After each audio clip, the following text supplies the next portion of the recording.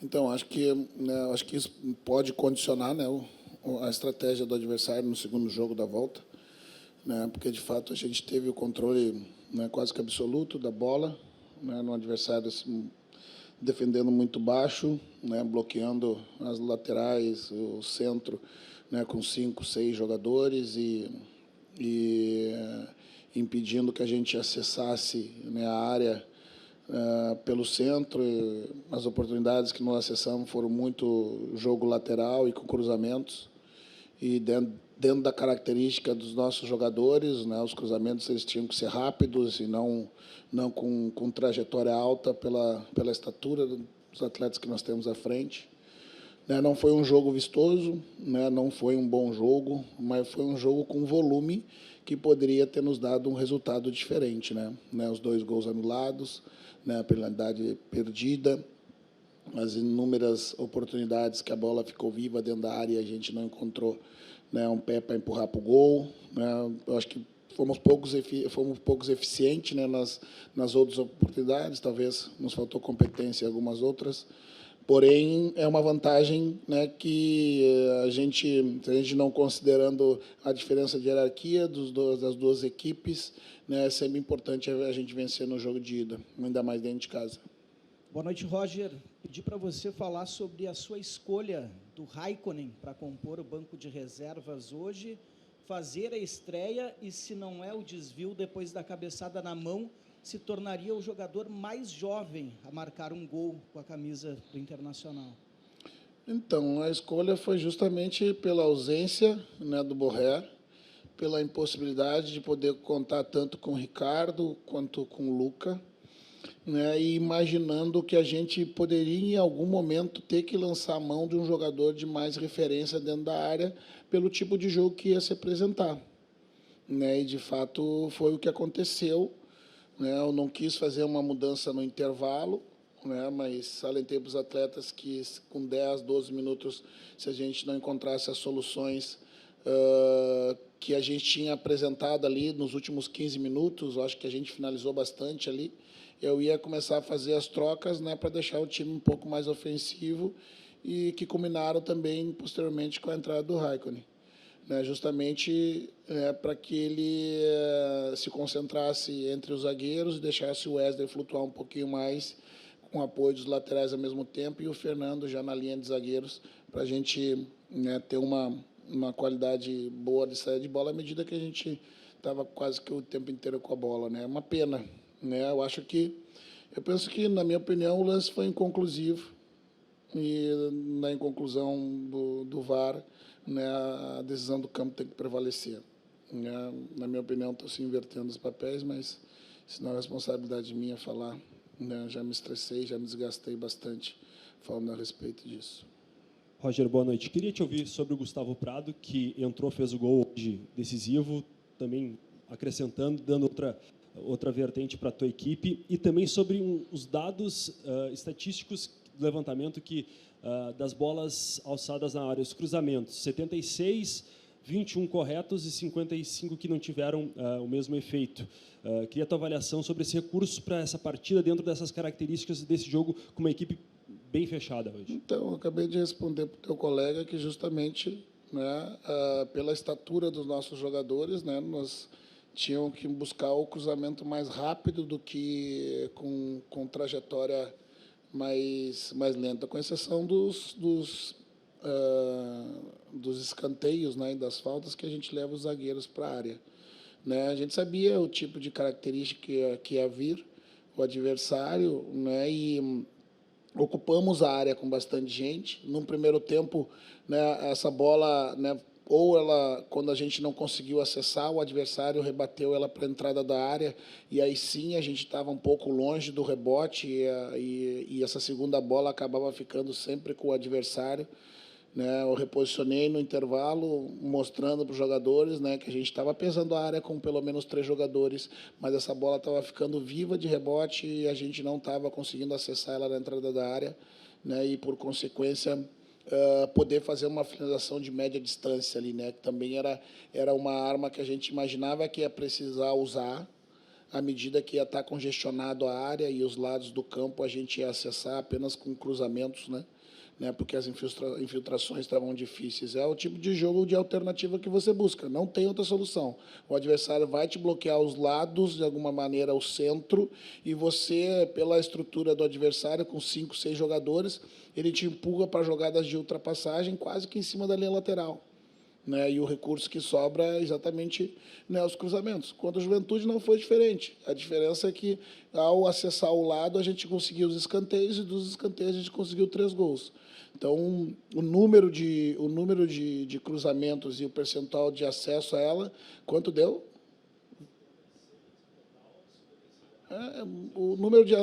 A estatística de acesso do melhor cruzador da área é 20%, então está dentro do acerto.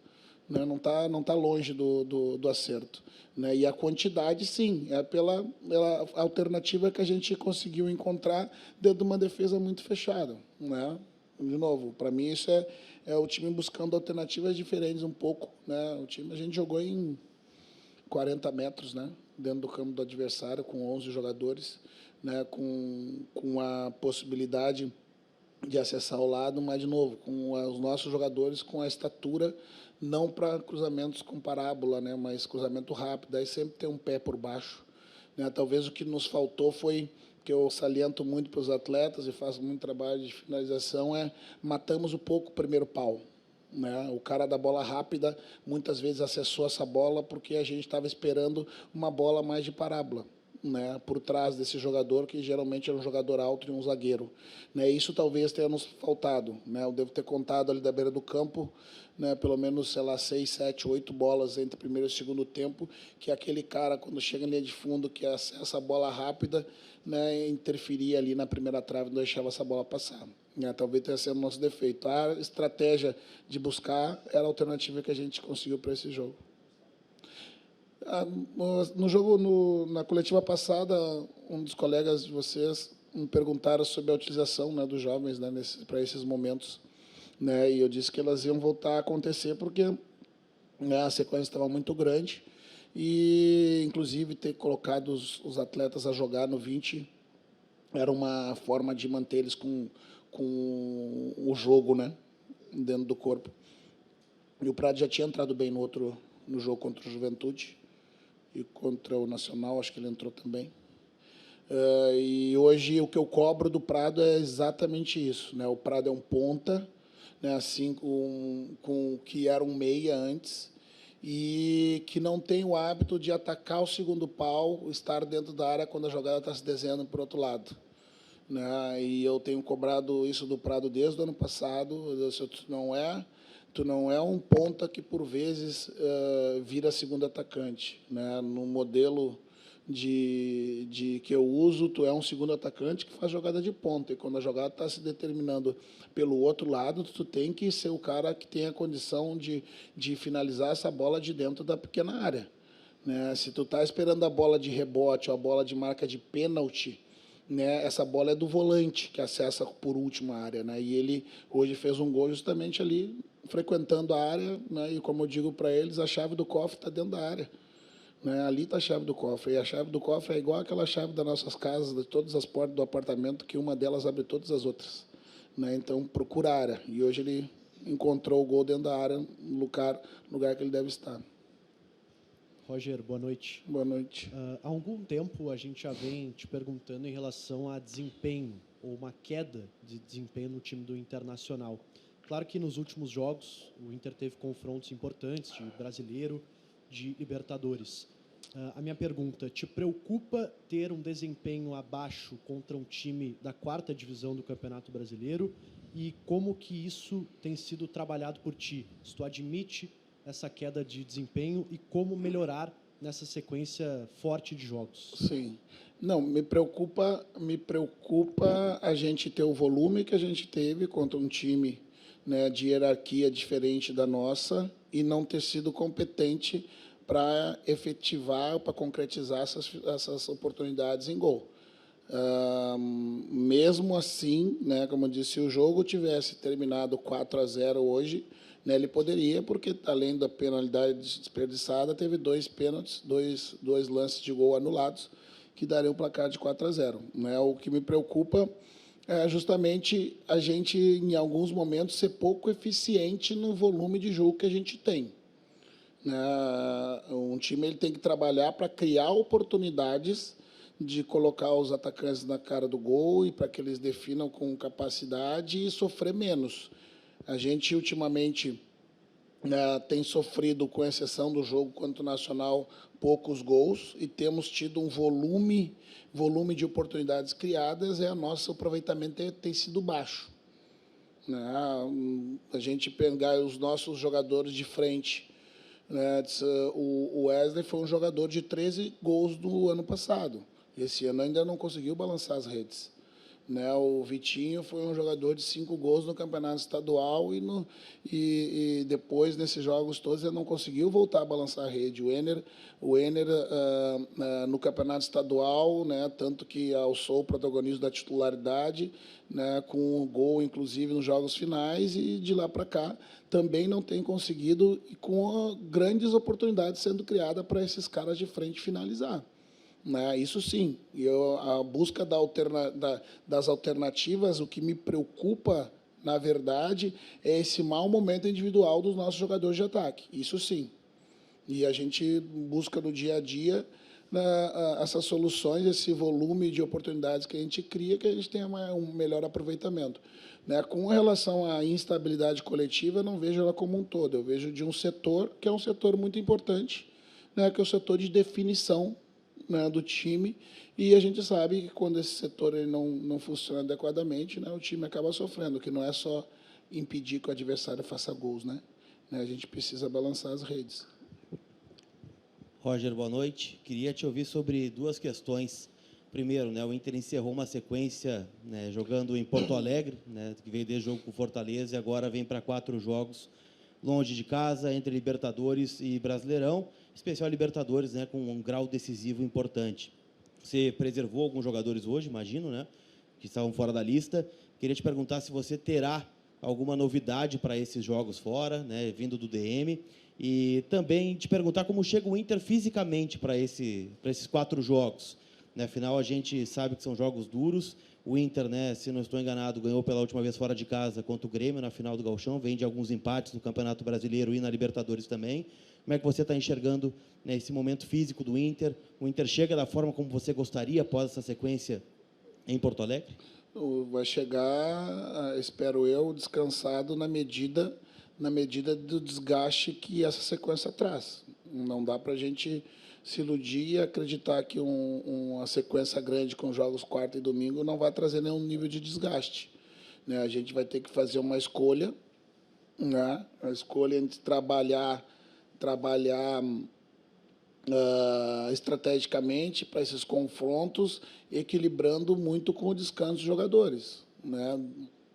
Na última coletiva, eu disse que eu daria o domingo de folga para os atletas, né? Porque...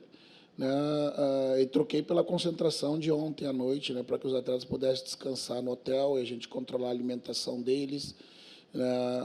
Nós vamos chegar na medida do equilíbrio entre o descanso e o treino, né, mas, obviamente, desgastada porque nenhuma equipe vai chegar 100% nessa competição, então as coisas se equilibram. Né, vai levar vantagem aquele que conseguir medir melhor, né? Conseguir equilibrar melhor o treino e o descanso dos jogadores.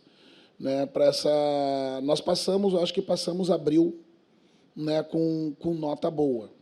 Né, não é uma nota excelente, mas é uma nota boa. Né, agora vamos enfrentar maio, né, que é decisivo, tanto quanto, né, nesse restante de maratona aí, com jogos decisivos também. Né, preservamos alguns, outros não, né, um desgaste maior, talvez tenha...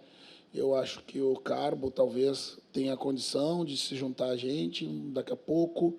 Já vi ele na transição. O Ricardo ainda está com entorse. O Luca, questão também da perna. Né? O Borré, que, né, vai ser uma ausência sentida por um período.